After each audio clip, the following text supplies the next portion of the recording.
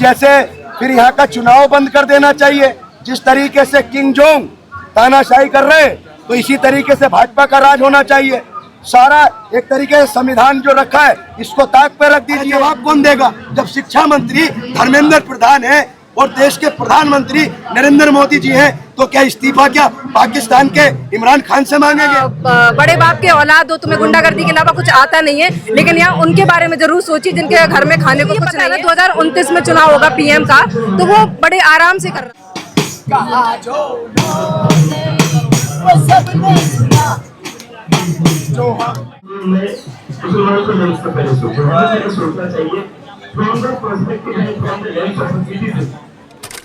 और बहनों से मेरा निवेदन है 20 तारीख को आप भी आए और आप अपने साथ में कम से कम 10 लोगों को लेके आए, ताकि सरकार को पता लगे कि छात्र की यूनियन क्या होती है और छात्र के जो हक के साथ जो खिलवाड़ करेगा उसका अंजाम क्या होता है। उनसे निवेदन करना चाहूंगा कि जो भी छात्रों के साथ शोषण हो रहा है, आज ऐसा प्लेटफॉर्म है आपके पास, आप अपनी आवाज उठा लो। अगर आज आपने आवाज नहीं उठाई तो शायद आप अपने जीवन में दोबारा उठा भी नहीं पाएंगे।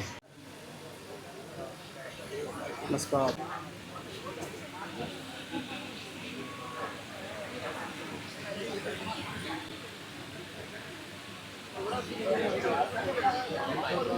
हंड्रेड % सर, भारत में जो है नए युग की शुरुआत हो चुकी है और अब जो है जो छात्र जो भी हैं, भाई और बहन और जो भी साथी सपोर्ट कर रहे हैं, ये बिल्कुल भी नहीं रुकेंगे।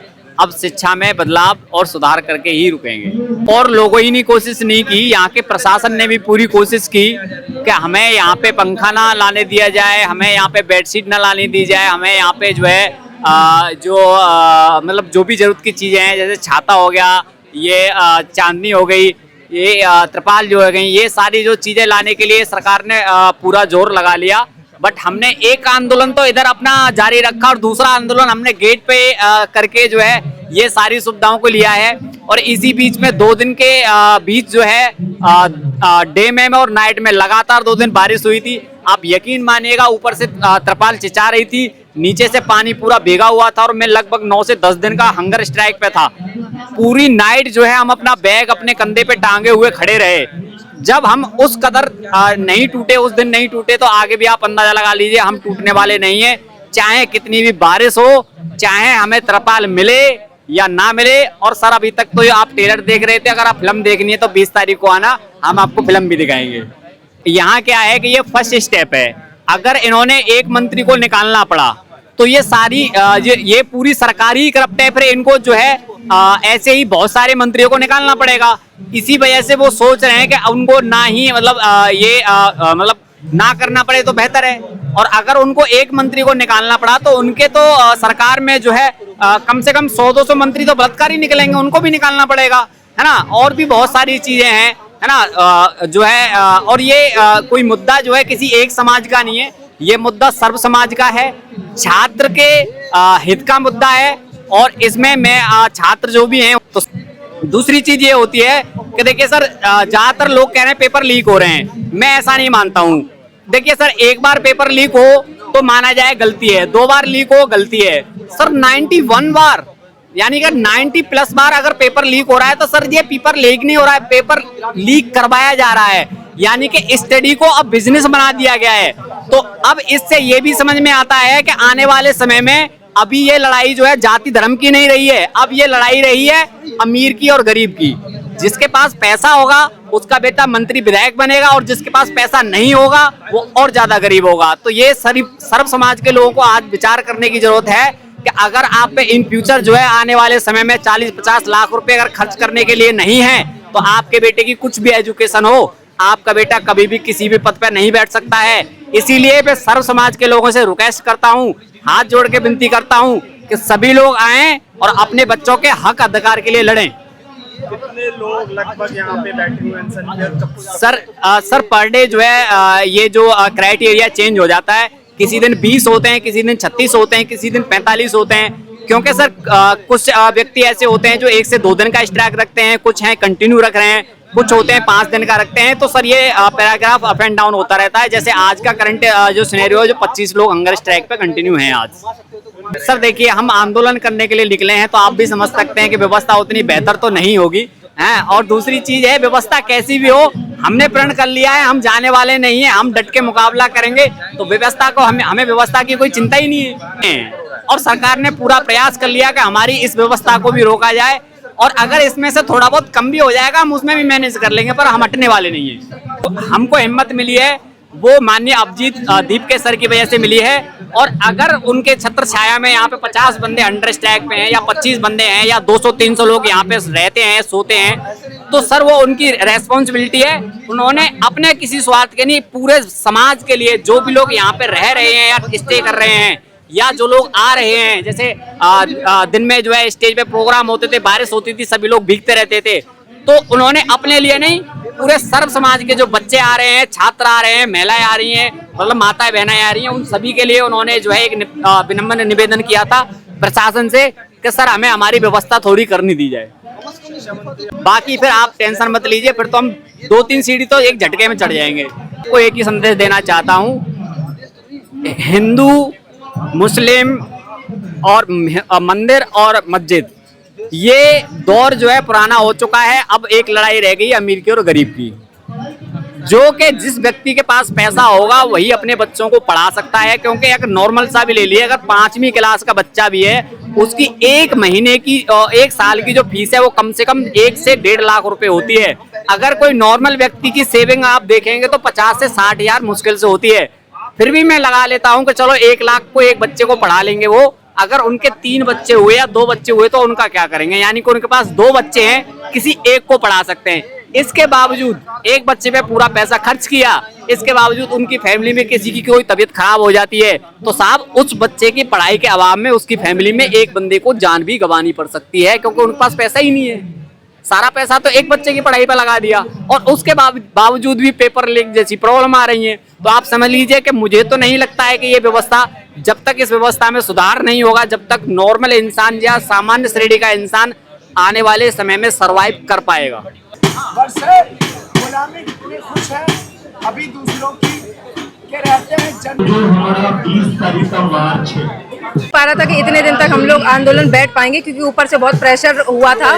यहाँ पे लोगों के साथ मारपीट की थी, पुलिस ने आके मारपीट की थी, सिर फोड़े गए थे जो पेरेंट्स आए थे यहाँ पे। बट ये है कि सर हमारी एकता थी, प्रेम स्वभाव से या पीस प्रोटेस्ट को लेकर सभी की एक दूसरे का हाथ पकड़कर ये प्रोटेस्ट आज हम 22 दिन तक कर पाए हैं सर। तो जिस तरीके से सर ने 20 तारीख का जो बोला है लोगों को, आपको लग रहा है कि उस दिन काफी भीड़ मात्रा में आएगी संख्या? सर हमें लगता है कि भीड़ आएगी, और भीड़ आज से ही, मतलब आज और ज्यादा भीड़ है, वीकेंड है और बिना वीकेंड के भी लोग जुड़ रहे हैं। पहले 500 से आज 5000 तक भीड़ पहुंची है। तो मुझे लगता है 20 तारीख को बहुत ही भारी संख्या में लोग जरूर जुड़ेंगे।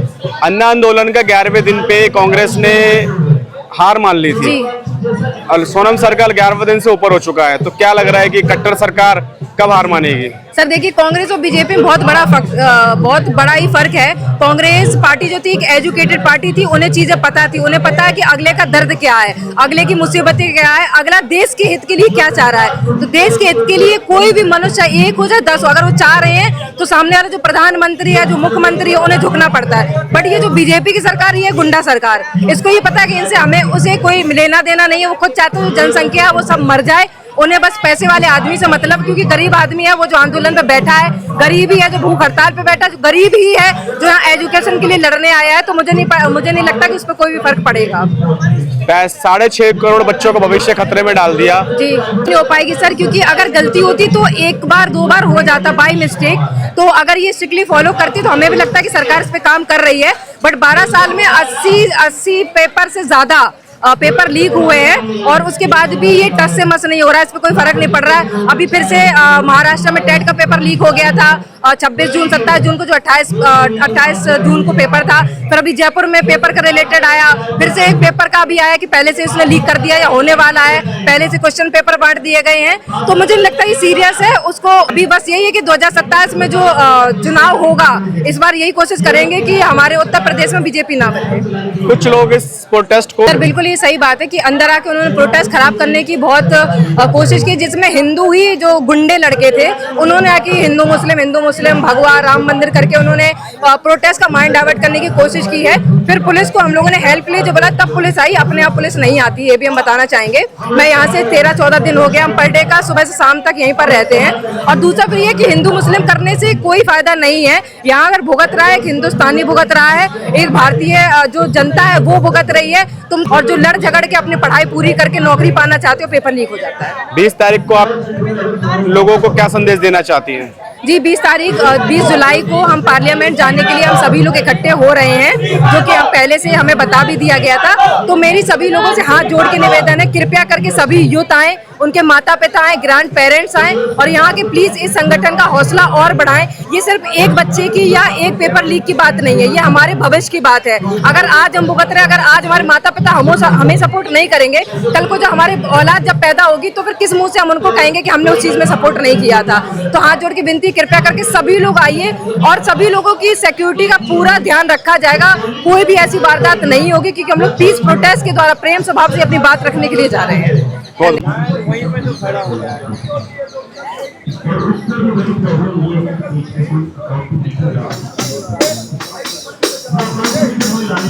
जी, आपको देश की जनता ने इसलिए चुना था कि आप गरीबों का विकास करोगे, शिक्षा अच्छी होगी, तमाम नौकरियां मिलेंगी, देश का व्यवस्था जो कांग्रेस के जमाने में भाजपा कहती थी लाचार हो गई थी, उसको सुधारने का काम करेंगे। अगर अब भी भारतीय जनता पार्टी अगर वही काम करेगी, अपनी नाकामी को छुपाने के लिए कांग्रेस को जिम्मेदार ठहराएगी। तो रही कि दुनिया की सबसे अच्छी पार्टी बन चुकी है बीजेपी, सबसे नंबर 1 पार्टी है, पूरी मोदी जी विश्व के की राज सबसे में। बड़ी पार्टी है, तमाम पार्टी है, लेकिन यहाँ प्रधानमंत्री आवास से महज 2 किलोमीटर की दूरी पर जो ये लोग बैठे हैं, भूख हड़ताल पर बैठे हैं, गर्मी में बैठे हैं, बारिश में बैठे हैं, क्या इनसे बात करने के लिए क्या इनकी एक सिंगल डिमांड है कि शिक्षा में सुधार हो और जो शिक्षा मंत्री इस्तीफा हो? तो क्या एक भी डेलीगेशन, क्या एक भी सरकार का नुमाइंदा यहाँ आकर ये पूछ नहीं सकता कि आप लोग क्यों बैठे हैं, आपकी क्या डिमांड है? तो इसको अगर हम तानाशाही नहीं कहेंगे तो क्या कहेंगे बताइए? बीजेपी तो कह रही कि आंदोलन जीवी है, हर चीज से इनको दिक्कत हो जाती है, कुछ भी करो, कोई भी कानून लाओ तो दिक्कत हो जाती है। देखिए, ये देश एक लोकतांत्रिक देश है, यहाँ किसी राजा का राज नहीं है, ना कोई राजतंत्र। यहाँ पर लोकतंत्र है और लोकतंत्र में हमेशा जनता मालिक होती है। सरकार की गलत नीति के खिलाफ उसका जो भी गलत नीति है उसकी आलोचना करना, उनके इस्तीफे मांगना, ये हमारा दायित्व है। क्या अमेरिका के डोनाल्ड ट्रंप से मांगेंगे या पुतिन जी से मांगेंगे? बताइए। अरे देश की व्यवस्था जो इस तरीके से खराब हो गई, स्कूल कॉलेज बंद हो रहे हैं, शिक्षा के क्षेत्र में धांधली की जा रही है। अरे देश का युवा, इस देश का भविष्य, देश का छात्र है। अरे शिक्षा के क्षेत्र में जब क्रांति नहीं आएगी, जब शिक्षा व्यवस्था ही खराब हो जाएगी, एक नारा और मोदी जी देते हैं कि बढ़ेगा इंडिया, तो भैया बढ़ेगा इंडिया। अब ये बताइए, जब पेपर लीक होगा तो यह कैसे तरक्की करेगा? लाखों लोगों का सपना था कि मैं डॉक्टर बनूंगा, तमाम लोग, गरीबों के बच्चे, मजदूरों के बच्चे मेहनत करते हैं। अरे नीट की परीक्षा पास करने के लिए और पेपर तैयार करने के लिए सर का पसीना, माथे का पसीना पैरों में आ जाता है, लेकिन इन लोगों को शिक्षा का महत्व क्या पता? ये बताइए, जिस पार्टी ने पूरा जीवन महज राजनीति धर्म के आधार पर की हो, बांटने के आधार पर की हो, जातिवाद फैला कर की हो, तो वो लोग शिक्षा का महत्व क्या जानेंगे? ये आप कह बताइए। रहे हैं कि धर्म के नाम पे करते हैं, मोदी जी तो सबका साथ, सबका विकास कर रहे हैं, सबको साथ लेकर चलते नहीं, हैं। सबको साथ लेकर चल रहे हैं सर। ये बताइए, अगर किसी चीज में कोई फेल होता है तो नैतिकता के आधार पर अपनी कमी को, अपनी नाकामी को एक्सेप्ट किया जाएगा कि नहीं किया जाएगा? सैकड़ों पेपर लीक हो गया तो प्रधान जी क्या कर रहे हैं? अरे भैया, प्रधान जी तो क्रांतिकारियों की धरती उड़ीसा से आते हैं। पेपर तो दोबारा करा ही दिए। पेपर करा दिए, अभी यहाँ कराए, वह महाराष्ट्र में टीटी का पेपर लीक हुआ, इससे पहले लीक हुआ। अच्छा ये बताइए, एक नाकामी को आप बार बार फेल होते चले जा रहे हैं, तो क्या आपको मौका दें? अरे किस लिए चुना था? शिक्षा अच्छी होगी, अच्छे दिन आएंगे, काला धन वापस आएगा। अरे हम यहाँ पर कोई नरेंद्र मोदी जी से, प्रधानमंत्री जी से अपना 15 लाख लेने नहीं आए भैया।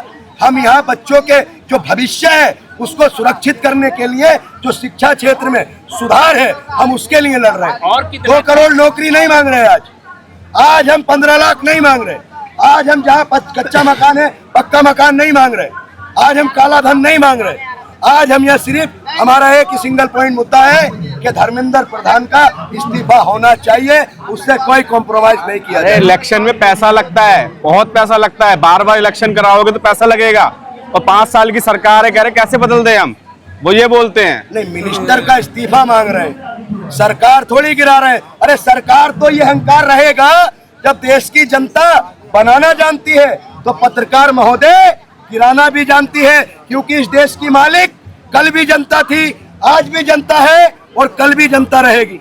वो आपने सुना है कि ये ऊंचे महल सुहाने सब जनता के हैं, ये रुपये पैसे आने सब जनता के हैं, और ये जितने भी मंत्रालय सब जनता के हैं। जनता जब बनाना जानती है तो जनता उखाड़ना भी जानती है। आप इस्तीफे की मांग कर रहे हैं, पर बीजेपी वाले से ये कह रहे हैं कि हमारे पार्टी में इस्तीफे का कोई चलन ही नहीं है, कुछ होगा ही नहीं इस्तीफा, तो कोई फायदा नहीं फिर है। ये तो तानाशाही है। सारे चुनाव बंद कर दीजिए, अगर जनता की आवाज को ही नहीं सुना जाएगा। अरे लोकतंत्र की खूबसूरती क्या है?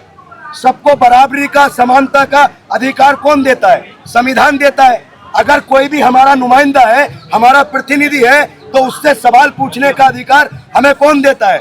अगर कोई व्यक्ति फेल होता है, अगर पूरी नाकाम होता है, तो उससे सवाल करना हमारा दायित्व है कि नहीं है?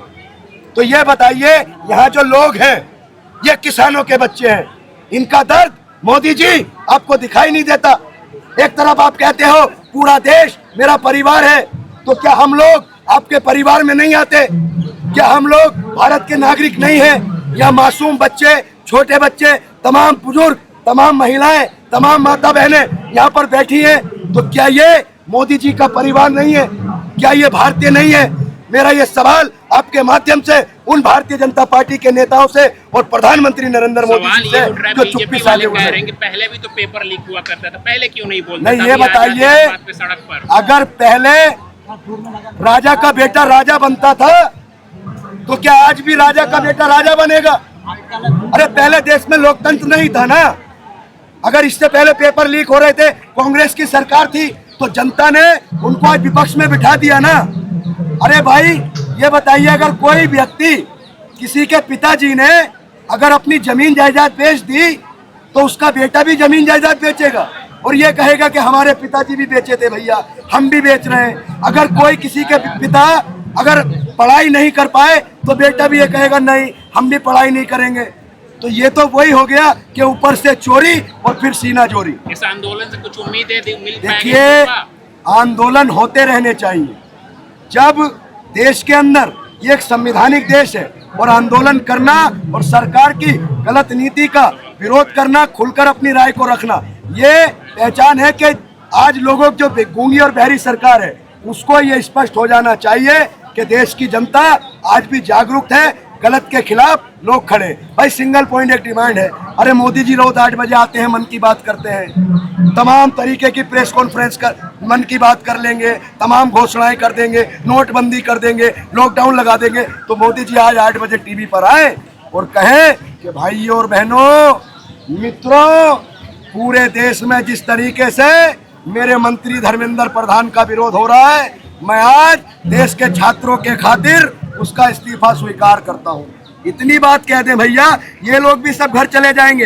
अरे इनका भी परिवार है। सोनम वांगचुक जी भूख पे बैठे, जिनकी विदेशों में कदर होती है, जिस व्यक्ति के नाम पर फिल्में बन जाती हैं, वो आज यहाँ पर भूखा और प्यासा लेटा है। शर्म नहीं आती? शर्म बची है? देश की सरकार में बैठे नुमाइंदों में शर्म बची है? अरे शर्म करो। दीपके का, कॉकरोच जनता पार्टी का या किसी भी पार्टी का नहीं है। सवाल यहाँ देश के छात्रों का है, और छात्र किसान का बेटा भी होता है, मजदूर का बेटा भी होता है, नेता का बेटा भी होता है, अभिनेता का बेटा भी होता है, अमीर का बेटा भी होता है, गरीब का बेटा भी होता है, जूते पॉलिश करने वाले का भी होता है। तो यहाँ सवाल छात्रों का है, और हम किसी पार्टी के समर्थक नहीं है। हम यहाँ पर छात्रों के समर्थन में खड़े हैं, और छात्रों को न्याय दिलाना हमारी पहली प्राथमिकता है। और जो मंत्री हैं, शिक्षा मंत्री, उनको अब इस्तीफा देना पड़ेगा।